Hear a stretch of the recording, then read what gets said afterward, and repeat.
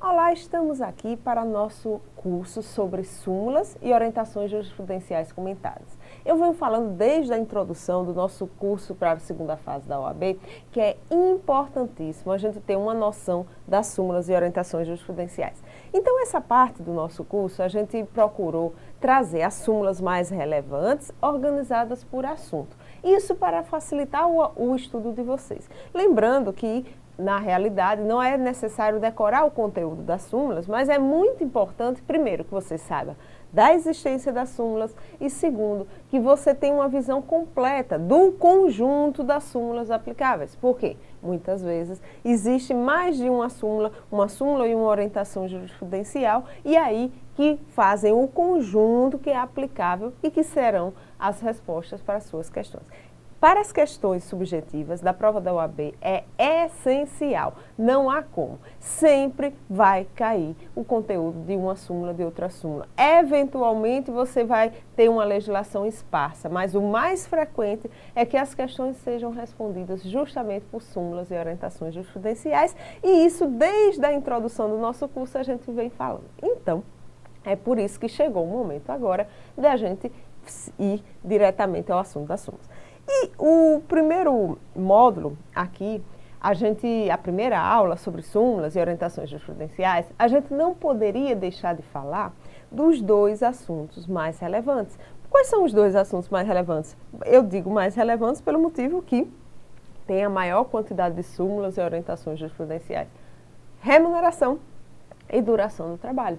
São os dois tópicos que mais geram súmulas no Superior Tribunal do Trabalho. Por quê? Porque fazem parte do dia a dia da Justiça do Trabalho e inúmeras controvérsias advêm desses dois temas. Por isso que são temas que, quando você vê em direito do trabalho, você vê sempre acompanhado desse conteúdo sumular.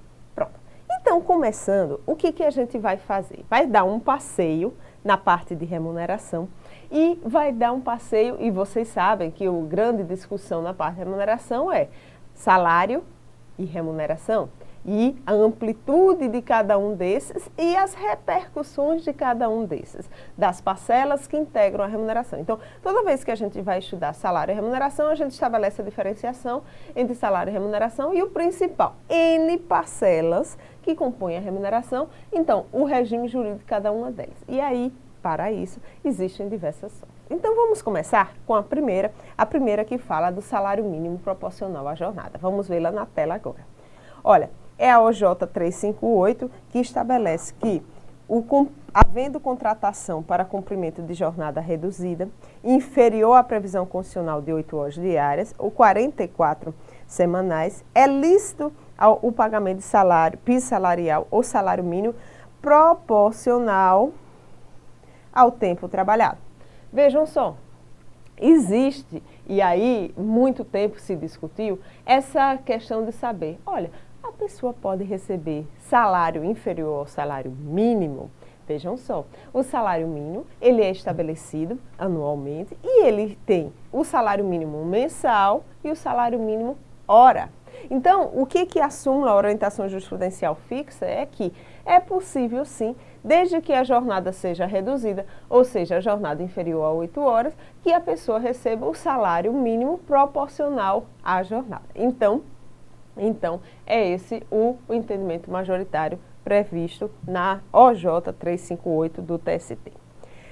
Aí a gente tem ainda a título de salário em si, ou seja, sem falar das parcelas, além dessa questão do que seria o salário mínimo e o que abrangeria as suas parcelas, a gente tem um ponto específico chamado salário complessivo. Gravem essa palavra, pode ser utilizado na sua prova do AB.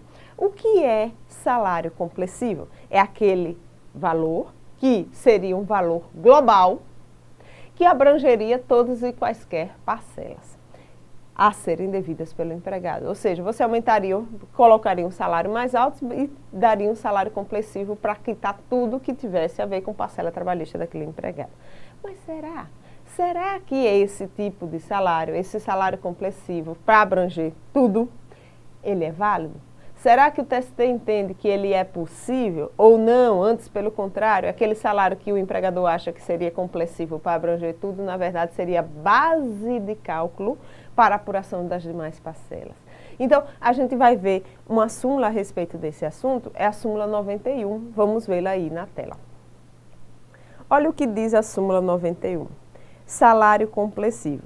Nula é a cláusula contratual que fixa determinada importância ou percentagem para atender englobadamente vários direitos legais ou contratuais do trabalhador. Então, ó, salário complessivo não é possível. Isso é uma das máximas, na realidade, de direito do trabalho.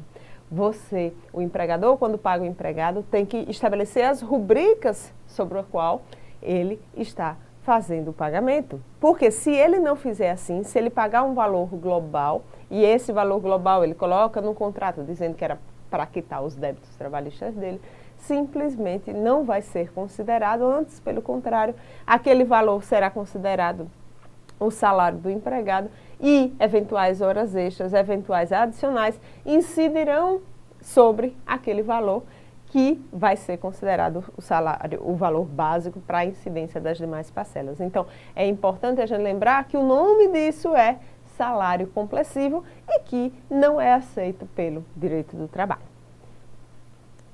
Um outro tema que é muito importante, toda vez que a gente fala de remuneração, e vocês quando estudaram direito do trabalho, vocês sempre viram, é equiparação salarial. Olha, não há como. A equiparação salarial é um tema do dia a dia da Justiça do Trabalho. Ela vem prevista no artigo 461 da CLT e vem previsto em entendimento jurisprudencial dominante. Olha só, é tão interessante o tema de equiparação salarial que o artigo de lei, que é o artigo 461 da CLT, é bem menor do que a jurisprudência sumulada que surgiu da sua interpretação. Por quê? Porque, embora o artigo seja pequeno, tenha apenas 4 parágrafos, ele, na realidade, é um artigo só com 4 parágrafos, mas ele, na realidade, ele sofreu inúmeras discussões acerca do seu conteúdo. E, a partir daí, a jurisprudência tentou se fixar nos seus pontos mais importantes. Então, primeiramente, a gente vai ver o que diz o artigo 461 da CLT. Vamos vê-lo aí na tela. Ó, o artigo 461 estabelece que, sendo idêntica a função, esse é o fato constitutivo do direito à equiparação salarial, a todo trabalho de igual valor prestado ao mesmo empregador, na mesma localidade, corresponderá igual salário sem distinção de sexo, nacionalidade ou idade. Olha cá, ao mesmo empregador, na mesma localidade. E aí a jurisprudência começa. Sim, mas o que é na mesma localidade? Trabalho de igual valor, para fins desse capítulo, será feito com igual produtividade e com a mesma perfeição técnica, com pessoas cuja diferença de tempo de serviço não for superior a 2 anos. Esse fato aqui, ele se provado pelo empregador, ele elidirá, excluirá o direito à equiparação salarial. Então, gravem aqui. Os dispositivos desse artigo não prevalecerão quando o empregador tiver pessoal organizado em quadro de carreira. Outro fato que, se provado pelo empregador, levará à improcedência do pedido de equiparação salarial. Hipótese em que as promoções deverão obedecer os critérios de antiguidade e merecimento. As promoções deverão ser feitas alternadamente, por merecimento e por antiguidade, dentro de cada categoria. E o trabalhador readaptado, e aqui também é outra exceção, readaptado na nova função por motivo de deficiência física ou mental, atestado pelo órgão competente, não servirá de paradigma para fins de equiparação. Isso por quê? Porque aquela pessoa que tem uma deficiência física, ela vai ter um trabalho geralmente com menor capacidade, com menor perfeição e com menor produtividade, e ela não poderá servir de paradigma a uma outra pessoa. Então, e ela não enseja a equiparação salarial. Vejam só, o que a gente leu aí? Artigo 461. Se qualquer questão que você pegar na prova da OAB é equiparação salarial, pá, artigo 461. Necessariamente você vai citar o artigo 461. Mas Mas o que é relevante é que existe uma súmula, grave o número dessa súmula, porque ela é enorme, é a súmula 6 do TST. Essa súmula 6 do TST detalha esse artigo 461, tanto assim que ela é bem maior do que o próprio artigo 461. E é importante que a gente vá para essa súmula, porque ela retrata o que a jurisprudência passou anos desenvolvendo para chegar a esse conteúdo interpretativo. Então vamos para ela, para a súmula 6 do TST. O que estabelece a súmula 6 do TST? Primeiro, em relação ao quadro de carreira que a gente viu, que é um fato que elide o direito à equiparação salarial. Só é válido quando homologado pelo Ministério do Trabalho. Salvo se o empregador for entidade de direito público da administração direta, autárquica e fundacional, porque aí é um ato administrativo que pode ser aprovado pela autoridade competente do órgão e, portanto, não precisa de homologação. Então, a primeira coisa aqui, falando da homologação e qual o requisito, e é o requisito para o quadro de carreira valer. Para efeito de equiparação de salários, em caso de trabalho igual, conta-se o tempo de serviço na função. Vocês lembram daqueles 2 anos que eu acabei de mencionar, quando eu li o artigo 461? Na verdade, os 2 anos, a diferença de tempo não é diferença de tempo na empresa, mas na função, que às vezes existe diferença de tempo na empresa, mas não na função. E o que vale é na função e não no emprego. Terceiro, a equiparação salarial só é possível se o empregado e o paradigma exercerem a mesma função, desempenhando as mesmas tarefas, não importando se os cargos têm ou não a mesma denominação. É muito comum se alterar a denominação, não é isso? E, na verdade, as tarefas são as mesmas. Então, enseja a equiparação salarial pelas mesmas tarefas. É desnecessário que ao tempo da reclamação sobre a equiparação, reclamante e paradigma estejam a serviço do estabelecimento, desde que o pedido se relacione com situação pretérita. Isso é o mais comum. Quando se ajuiza a reclamação trabalhista, em geral o reclamante não mais trabalha na empresa e pode acontecer do empregador do paradigma também não mais trabalhar na empresa. A cessão de empregados não exclui a equiparação salarial, embora exercida a função em órgão governamental estranho a cedente, se esta responde pelos salários do paradigma e do reclamante. Vejam só, nesse caso que a gente está falando, é aquelas cessões que são feitas, cessões com ônus para o cedente.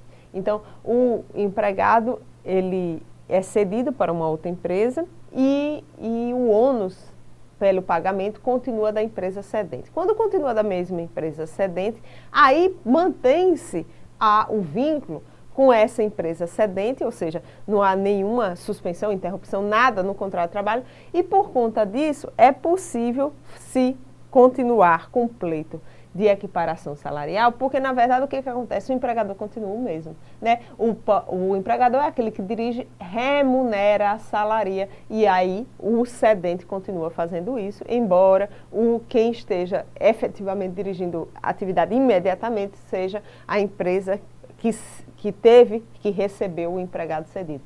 Mas mesmo assim, permanece, segundo o entendimento do TST, o direito à equiparação salarial. Por quê? Porque foi uma cessão com ônus para o cedente. Tá.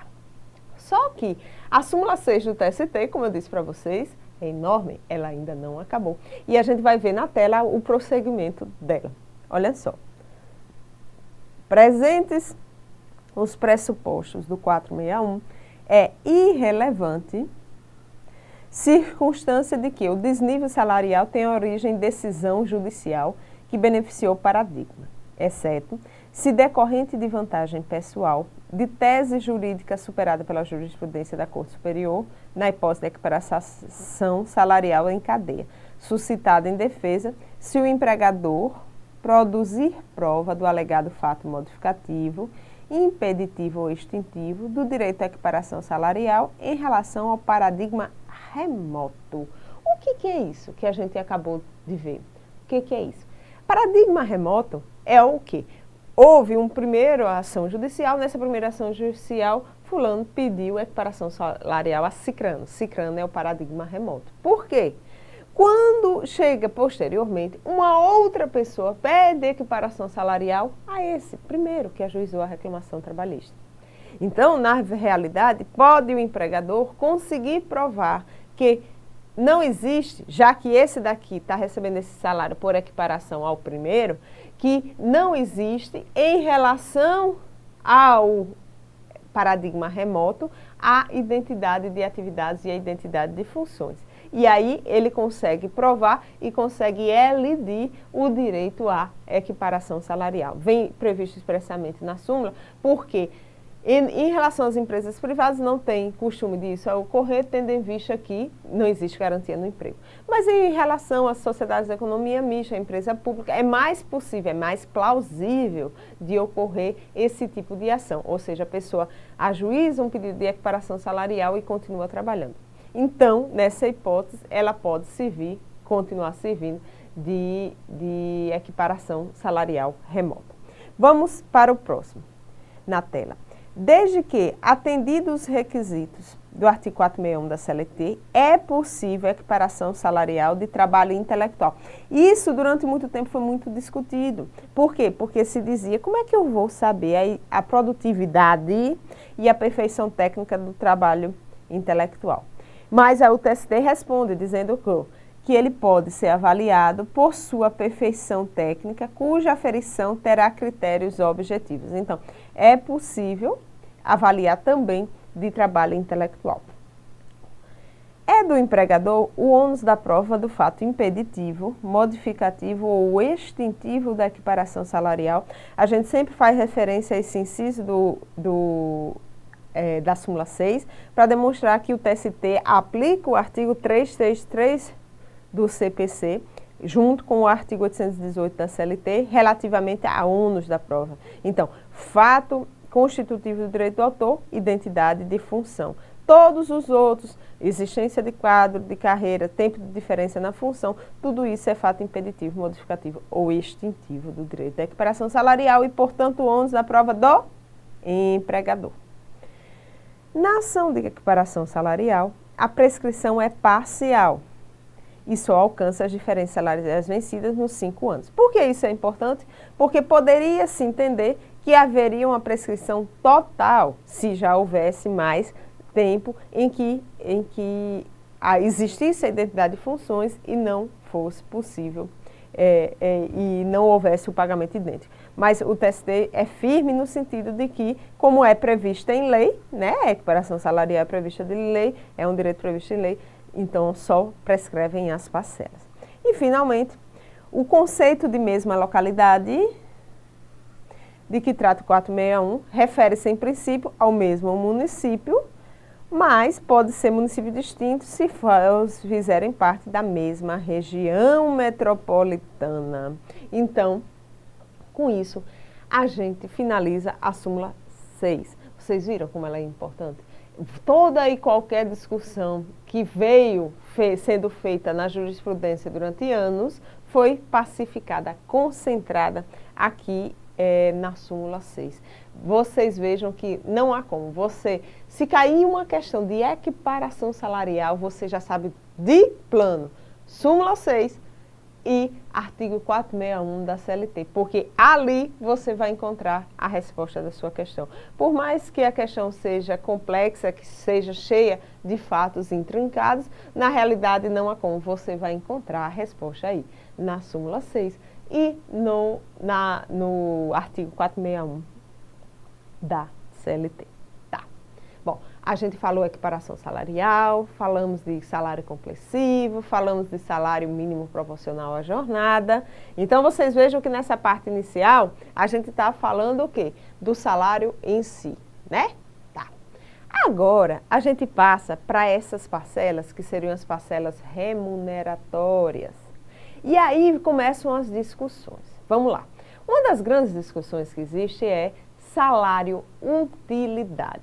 Por que existe essa discussão em relação ao salário de utilidade? Porque várias vezes o empregado além do valor que recebe em si, ele recebe algumas parcelas que são parcelas in natura. Não é isso? E aí a gente tem que saber se essa parcela in natura ela é recebida para que o empregado possa trabalhar ou não. Ela é dada ao empregado como uma vantagem a mais. Então, vejam, por exemplo, o empregador fornece um carro para o empregado. Sim, mas esse carro que o empregador fornece é para que o empregado se desloque de uma loja para outra e que faça suas vendas para a prestação de serviço? Ou não, é para que o empregado tenha maior facilidade na sua vida e tenha um bônus pela prestação de serviço? Ou não, na realidade é para o empregado ficar indo de uma loja para outra para fazer as vendas, mas também o empregador deixa que o empregado use o carro no final de semana, então o empregado usa o carro tanto para trabalhar como para as duas coisas. E aí, qual é a consequência jurídica nesses casos que eu acabei de mencionar? Será que é diferente? Será que em um caso é salário-utilidade e será que no outro caso não? Isso muito tempo se discutiu e aí o TST chegou para sumular esse entendimento. Vamos ver na tela, súmula 367. O que fala a súmula 367? A habitação, energia elétrica e o veículo fornecidos pelo empregador ou empregado, quando, olhe, indispensáveis para a realização do trabalho, é aquela história do para a realização do trabalho e não pela. Não é aquela diferença que a gente faz para a prestação do trabalho ou pela, em função de. Indispensáveis para a realização do trabalho, não tem natureza salarial. Olha aquela exceção que eu falei, ainda que, ou seja, não é salário, ainda que, no caso do veículo, seja utilizado pelo empregado também em atividades particulares. Portanto, se tem um carro, o carro é para o trabalho, mas o empregador deixa no final de semana como uma vantagem a mais para o empregado, mesmo assim é para a prestação de serviços e não é salário-utilidade, portanto, não integra a base de cálculo, não reflete em férias, não reflete 13º, não reflete em nada. E olhe, o cigarro, evidentemente, não se considera salário-utilidade em face de sua nocividade à saúde. Essa súmula que eu acabei de ler é uma súmula relevante, porque pode gerar esse tipo de caso. Um caso que caia na sua prova da OAB, dizendo que o fulano, ele trabalhava e utilizava o carro no final de semana. E aí pergunta, vai incidir nas férias, no 13º, vai ter reflexos? Então, você já sabe que não vai ter reflexo. Por quê? Porque ele recebeu o carro, foi para o trabalho. Eventualmente utilizou fora, mas ele recebeu o carro, foi para o trabalho. Tá. Além disso, ou seja, dessas parcelas in natura, a gente tem que falar de alimentação. Auxílio alimentação, programa de alimentação do trabalhador. Vejam só. A alimentação, ela pode ser fornecida, esses auxílios de alimentação, através do programa de alimentação do trabalhador, PAT. E quando é fornecida pelo PAT, e aí o próprio sistema já diz, não integra a remuneração do empregado, não gera reflexo.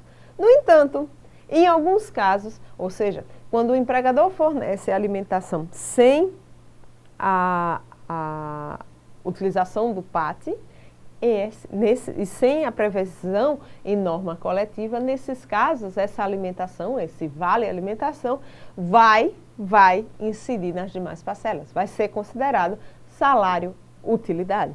Vamos ver na tela isso que eu acabei de dizer. Ó, súmula 241, salário-utilidade, alimentação. O vale para a refeição fornecido por força do contrato de trabalho tem caráter, olha, salarial, integrando a remuneração do empregado para todos os efeitos legais. Portanto, reflete em tudo quando esse vale alimentação, ele não é feito através de norma coletiva ou adesão ao PAT. Ótimo. Tem um problema. O que acontece na hipótese? A empresa vem pagando, né? Auxílio, refeição, vale refeição.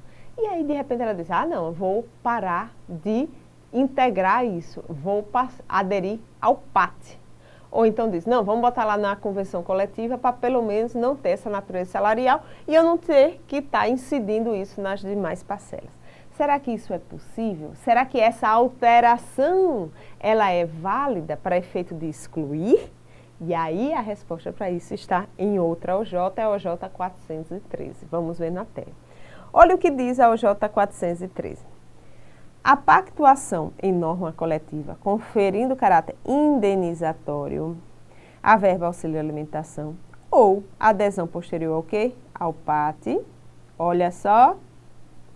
Não altera a natureza salarial da parcela instituída anteriormente para aqueles empregados que habitualmente já percebiam o benefício a teor da súmula 591. O que é isso?